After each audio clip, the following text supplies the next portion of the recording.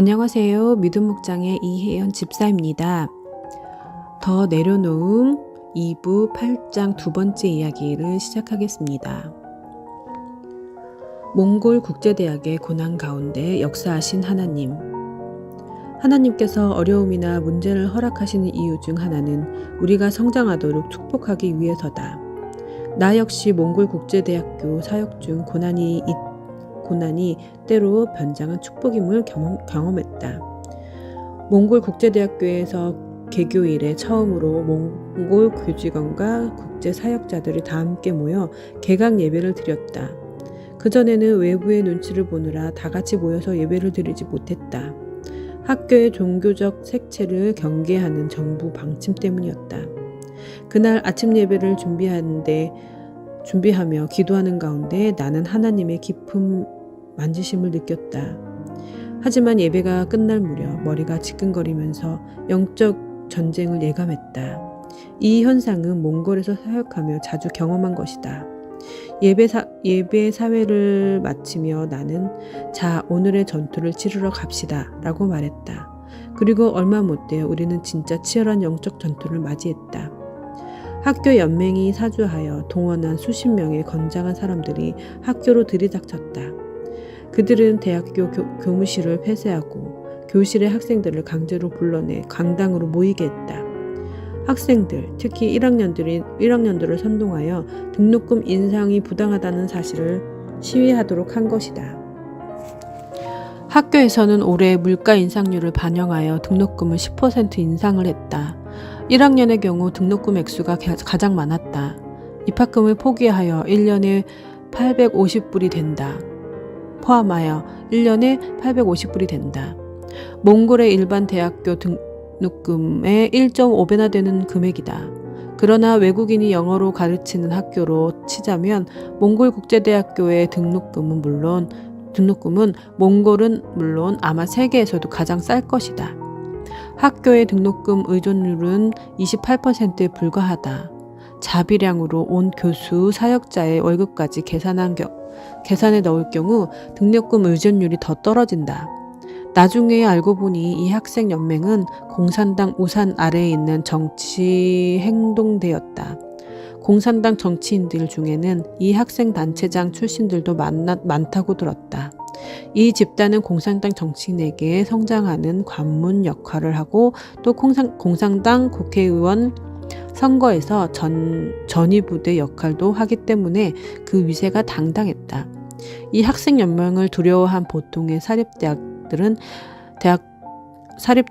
1년에 통상 1,000불 정도를 기부하는 것으로 때우는 경우가 많다. 몽골 국제대학도 첫 2해 동안 그 관행에 따랐으나 이를 끊자 그것을 일부 문제가 된 것 같았다.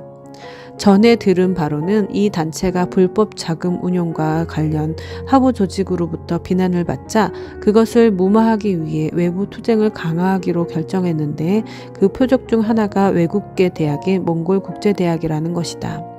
학교에 난입한 이들은 교직원을 위협하며 폭력을 행사하려고 했다. 경찰에 전화했지만 늑장 출동했고 고작 한 명만 왔을 뿐이다. 결국 한국 대사관에 연락했더니 그제야 경위를 한 명 더 보내주었다. 그들 말이 이들은 잡아넣어봐야 다시 풀려 나온다는 것이다. 경찰은 학교를 도울 의사가 전혀 없어 보였다. 그들은 자기들이 부른 조직원들을 학생들과 함께 강당에 몰아넣고 등록금 인상에 반대하는 것과 학교가 부조리한 집단이라고 선동하게 하여 그 장면을 비디오에 담았다. 그 와중에 우리 학생들이 항의하며 외부인들은 나가달라고 하자 외국 세력의 앞잡이라는 입을 막아버렸다. 나를 위해하려는 조직원도 있었는데 학생과 직원들은 저지로 그러지 못했다. 학교가 개강 첫날부터 쑥대밭이 되었는데도 전혀 법적 보호를 받지 못한 상황을 보면서 처음에는 속이 많이 상했다. 사역자 중에는 이렇게까지 하면서 몽골 사람들을 섬겨야 하는지 회의를 품는 이들도 있었다. 또 아예 학교를 운영하지 않겠다, 철수하겠다는 식으로 맞서는 의견도 있었다. 그러나 이것이 영적 전쟁임을 자각하자 다들 조용히 기도하게 되었다. 배후에 있는 사탄에 대적하는 기도를 계속했다. 학생 연맹이 언론사에 연락을 해놓았기 때문에 기자들이 들이닥쳤다. 그들의 각본은 이것을 사회 문제로 부각시켜서 자신들의 학생 복지를 위해 얼마나 분투하고 있는지 그 투사상을 드러내고 우리를 사회 언론으로 압박하려고 한 것 같다. 다행스러운 것은 언론사 관계자들이 오자 저들의 폭력적인 태도가 사라졌다는 것이다. 기자들 중에는 이미 학생연맹 측에서 보내준 자료로 원고 작성까지 마치고 형식적으로 사진을 찍으러 온 사람들도 있었다. 이들은 다음날 우리가 기사에 대해 항의하면 돈을 내면 기사 내용을 바꿔주겠다는 식으로 반응했다. 일단 학생연맹 측은 그날 우리의 답변을 기다린다고 하면서 사흘 말미를 주고 다시 오겠다고 물러갔다. 돌아가면서도 이들은 총장님에게 죽일 수 있다고 협박했다. 총장님은 이 땅에서 학교를 운영하며 이미 여러 차례 신상의 위험을 받았고 수차례 명예훼손을 당한 적이 있었다. 나중에 들으니 이 집단은 그 폭력성으로 야당 정치들까지 악명이 높았다. 우리는 비이성적인 집단들과 싸워나가야 하는 일이 마음의 부담을 느꼈다. 비열하고 정치적인 인간의 모습을 보면서 여전히 몽골 사람들을 사랑하고 또 이 땅을 향한 하나님의 계획에 신뢰하며 나아가 영적 싸움을 벌여야 했기 때문이다. 외국인으로서 언론을 상대해야 하는 부담감도 컸다. 몇몇 신문사와 방송이 학교에 대한 거짓 정보에 기초한 부정적인 기사를 냈다. 그 때문에 학교 명예가 실추되고 정부 관료들이 학교를 의심의 눈초리로 보게 되었다. 언론에서도 우리 학교를 종교 집단으로 몰아 학교를 불리한 위치에 놓으려 했다. 더욱이 학교 연맹이 쳐들어오면서 오기 전에 학교에 대해 한 투서를 써서 부정적인 내용을 전달한 사람이 다름 아닌 우리 학교 학생 간부 중 몇 명이라는 사실이 밝혀졌다. 이들이 학교에 대해 무언가 오해하여 거기에 앙심을 품고 학교를 어렵게 만들 작정을 한 것이다. 나중에 실수임을 알고 이를 돌이켜야 했을 때 이미 사태는 이들이 해결할 수 있는 차원을 훨씬 넘어서고 말았다. 이 일로 우리는 우리가 아무리 노력해도 학생들이 쉽사리 바뀌지 않는다는 사실에 절망스러웠다. 섭섭한 마음이 커지면서 하나님께 이렇게 기도를 했다. 하나님, 힘이 많이 드네요. 만일 내일 우리 교직원 중에 한 명이라도 다치는 사람이 생기면 저 몽골 사역 그만두시라고 하는 것으로 알겠습니다. 이렇게 기도하자 성령님이 주시는 부담감이 밀려왔다. 곧 기도가 잘못되었다는 생각이 든 것이다. 교직원들이 다치지 않기를 바라는 마음은 알겠지만 그것이 하나님과의 거래 조건이 되어서는 안 된다는 것을 깨달았다. 마치 내가 하나님보다 더 그들을 생각하는 것 같은 태도. 그것은 하나님에 대한 나의 불신이자 교만이었다. 그리고 하나님이 주신 사역을 마치 거래 대상처럼 생각하는 것도 지나치게 가벼운 처사였다. 나는 하나님께 다시 구했다. 하나님, 아시잖아요. 우리 힘으로는 아무것도 할 수 없음을 다시 한번 절감합니다. 우리는 주님의 도우심 없이는 아무 사역도 할 수 없는 어린아이 같은 자들입니다. 하나님께서 우리를 얼마나 생각하고 돌아보시는지 이번 사건을 통해서 분명히 세상 가운데 알려주시기를 원합니다. 고난은 이면적 축복이다. 나는 교회에서 벌어진 이 놀라운 일을 통해서 환난 중에도 즐거워하라는 말씀이 더 잘 이해할 수 있었다. 첫째, 이 일로 학교 교직원 전체가 연합하여 기도에 더욱 힘쓸 수 있었다. 사역자 예배 때 많은 교직원들이 울며 기도했다. 총장님을 위해 기도하며 다 같이 울었다. 그 가운데 치유가 임했고 또 연합의 불길이 타올랐다. 실은 학교 내부적으로 사역자들 간에 갈등이 있었는데 이 사건을 계기로 정리되었을 뿐 아니라 교수님, 사모님들 사이에 다소 불편했던 관계도 이 일로 다시 연합해서 중보하는 모임이 생겼다. 둘째, 이 사태를 통해서 몽골 국제대학교가 몽골 전체에 널리 알려져서 우리 학교를 모르는 사람이 없게 되었다. 감사하게도 비교적 건전한 방송사와 신문사들이 연결되어 인터뷰와 정정 방송을 보도해 주었다. 학부모들도 이전에 타 방송 보도 내용이 잘못되었다는 정정 인터뷰를 했다. 이로써 많은 사람들 사이에 교육의 질이나 열린 교육 기회에 비해 학비가 엄청나게 싸다는 정반대 인식까지 생겨났다. 기도하고 준비하는 가운데 긴장된 이 금요일이 돌아왔다. 때마침 금요일, 토요일 양일에 교직원 수련회가 예정되어 있기 때문에 교직원들을 수련회 장소로 보낸 다음 리더십들만 학교에 남아 문제를 해결할 생각이었으나 교직원들이 수련회 시간을 늦추고 모두 근무하겠다고 남았다. 그런데 내 마음에는 그날 그들이 오지 않으리라는 예감이 들었다. 그래서 몽골 직원에게 그들이 정말 오는지 확인하도록 했다. 직원은 조금 전에 전화를 했는데 그들이 틀림없이 오겠다고 막 출발하는 중이라고 했다고 하지만 나는 여전히 이들이 오지 않으리라는 생각이 들었다. 결론부터 말하면 그들이 우리 학교에 올 수가 없었다. 오기로 예정되어 있던 바로 그 시간에 학생연맹 사무실에 돌이 날아들고 사무실 주변이 난장판이 되었다. 많은 방송사에서 그 장면을 보도하러 모여들었다.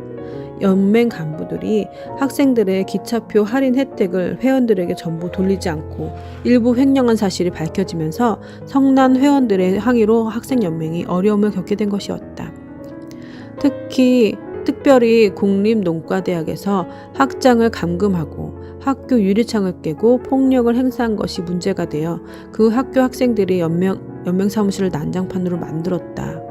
뒤이어 이 사건이 여론에 악영향을 미쳐서 결국 검찰이 학생연맹 간부들을 조사하기 시작했다. 이 일은 우리에게 말미를 주고 다시 학교로 쳐들어오겠다고 한 하루 이틀 동안에 벌어진 일이었다. 학교나 교직원 누구도 털끝 하나 다치지 않았다. 우리의 기도를 들으신 하나님께서 그들을 흩으신 것이다. 문득 기드온이 미디안 족속과 싸우기 전에 하나님께서 미리 그들 가운데 분열을 일으키셔서 그들을 흩으시는 장면이 떠올랐다. 나는 하나님이 우리를 기억하시며 우리의 기도를 들으시고 응답하셨음을 다시 경험하며 감사했다. 이 일을 통해 우리 안에 주님의 은혜와 연합을 향한 열심 주심을 깊이 감사드린다. 그날 교직원 수련회 예배 중에 우리 사역자들은 학생들을 더욱 사랑할 수 있게 달라고 기도했다. 기도회를 인도하던 총장님은 더 나아가 학생연맹을 적으로 보고 대적하기보다 그들이 잘되고 또 학생들을 위한 권익기구로 거듭날 수 있게 해달라고 기도했다. 총장님은 우리가 더 양보하고 또 수업료도 일부나마 낮춰주자고 제안했다. 개인적으로 나 역시 진심으로 그들의 마음을 매임으로 풀 수 있어서 감사했다. 이곳에 있는 동안 이들에게 당해주고 속아주고 그러면서 그들을 품는 것이 우리가 이 땅에 온 목적 중 하나라고 생각했다. 악을 선으로 바꾸시는 하나님의 그 선하신 일이 온전히 성취되도록 우리는 땅에서 매인 것을 풀며 악을 악으로 갚지 말고 선한 일에 힘써야 한다는 것을 다시 한번 깊이 느꼈다. 핵심은 성공이 아니라 순종이다. 하나님이 명령하시는 대로 순종했지만 이 일이 잘못되었을 때 나는 어떻게 반응하는가? 또는 가족이 중병이 걸리거나 불의의 사고로 세상을 떠났다면 전능하신 하나님의 섭리를 어떻게 받아들일 것인가? 사랑하는 이에게 이토록 무의미해 보이는 고통을 허락하신 하나님이 섭섭하고 그 하나님을 원망할 수 있다. 내 삶의 목표가 평안과 행복이라면 고난을 당할 때마다 하나님의 섭리에 절망하며 하나님이 야속하게 느껴지기도 할 것이다. 샤머니즘의 환경 가운데 있는 몽골에서 초신자들이 받아들이기 어려운 일이 있다. 믿음 후에 오는 연단과 고통의 문제에 직면하는 것이다. 이들은 하나님을 믿고 난 직후에 오는 축복을 기대한다. 이 기대가 어긋나면 신앙을 버리는 경우가 있다. 그런데도 하나님께서 바로 축복을 주시기보다 많은 경우 믿음의 연단부터 주신다. 이로써 옥석을 가리신다. 하나님을 믿는 동기를 살피시고 또 그들의 믿음의 순도를 점검하신다. 우리가 환경과 상황을 보고 나서 잘 풀려야 하나님을 믿는다면 그것은 우리가 환경을 믿는 셈이 된다. 하나님은 하나님의 뜻대로 행하기만 하면 모든 일이 내가 바라는 대로 잘 풀릴 것이라고 약속하지 않으셨다. 오히려 하나님의 뜻에 순종한 많은 성경의 인물들이 이후 연단의 물속으로 들어가는 것을 우리가 성경에서 확인할 수 있다. 아브라함이 하나님께 순종하여 가나안 땅에 들어간 후 만난 것은 기근이었다. 이삭도 하나님께 순종하여 가나안 땅에 머물며 흉년을 만나게 되었다. 야곱의 축복도 고난이 전제가 되었다. 사무엘이 다윗에게 기름을 부은 후 다윗을 기다리고 있었던 것은 사울 왕으로부터 받은 연단이었다. 조이 도우슨의 말대로 핵심은 바로 성공이 아니라 순종이다. 예수님보다 더 큰 상처를 받은 사람이 있는가? 세례 요한과 예수님은 자신에게 퍼부어진 온갖 불의에 대한 하나님의 무응답을 경험했다. 이때 세례 요한과 예수님이 어떻게 반응했는지 주목해보면 것이 중요하다. 세례 요한은 끝까지 충성한 겸손한 사람이었다. 그는 자신의 사촌 예수님이 무명 시절 그가 자신 뒤에 오실 분이라는 것을 믿었다. 그리고 철저히 그분을 예비하는 사역을 했다. 자신의 사역과 제자들은 그분들께 양보했으며 사역에서 오는 인기도 포기했다. 그런 그가 헤롯에 의해 허무한 죽음으로 세상을 맞추게 되었을 때 하나님께서는 그의 무고한 죽음을 허락하셨다. 세례 요한이 형장으로 끌려갈 때 그는 어떤 심정이었을까? 그의 삶과 죽음의 이유에 대해 하나님께 뭐라고 질문했을까? 하나님은 과연 그 질문에 답하셨을까? 그렇다면 그 답은 어떤 것이었을까? 세례 요한은 많은 것을 포기했다. 하지만 하나님께서는 끝까지 포기하게 하셨다. 많은 사람들의 눈에 세례 요한은 하나님으로부터 철저히 버려진 것 같았다. 이해할 수 없는 하나님의 방식과 침묵하시는 하나님에 대해 우리 가운데 많은 이들이 실망해본 경험이 있을 것이다. 특별히 다른 사람의 죄악 때문에 피해자가 되었을 때 우리는 어떻게 반응하는가? 하나님 왜 이렇게 불공평하세요? 주님을 잘 믿고 싶었던 나와 우리 가족에게 어떻게 이러실 수가 있어요? 무정하게 우리의 마음을 상하게 한 사람들을 향해 분노는 결국 그것을 허락하신 전능하신 하나님에 대한 원망으로 이어진다. 이런 경험으로 우리는 하나님의 주권에 대한 부담감을 갖게 된다. 온전한 순종이 일어나지 않는다. 내 안에 해결되지 않는 원망이 있으면 마음속 깊은 곳에서 완전하신 나의 주, 행하신 모든 일을 완전하시다 라고 고백이 나오지 못한다.